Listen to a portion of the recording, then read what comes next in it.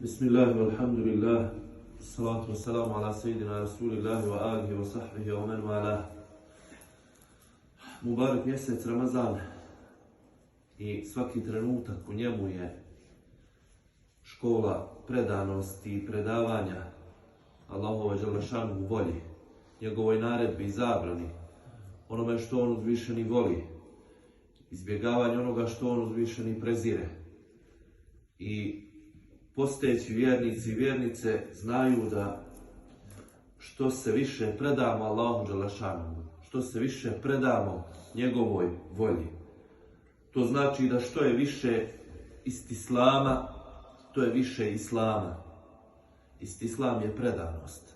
Što se više predajemo Allahu dželešanu, to je naša vjera veća. To je naša vjera snažnija. Sa druge strane, ljudi su mnogo puta pokušali da sebe smatraju jedinim, apsolutnim gospodarem svoje sudbine. Iako neki u svom ateizmu, u svom džehlu kažu ima neka veća sila ili viša sila koja nekad poremeti to ljudsko gospodarstvo, uslovno rečeno, ali Allah uzvišeni uvijek da sudbina demantuje onoga ko ustvrdi ili ko pomisli da je gospodar. Jedan novinar, influencer, životni učitelj, zvao se Jerome Arvin, tvrdio je da je razvio tehniku kontrole srčanih kriza. Dakle, tehnike nekakve koje možda i donekle rade, ili možda kod nekoga rade.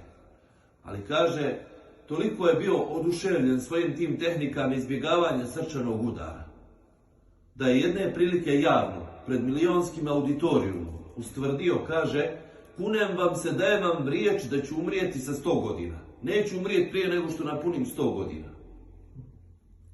I opet uživo, opet pred više milionskim auditorijumom, umro je od srčanog udara, uživo pred kamerama u 70. godini života.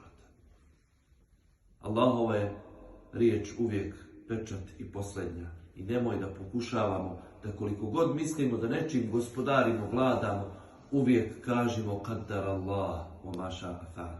Allah određuje, a on uzvišeni čini ono što on hoće. Allah nas nagradio.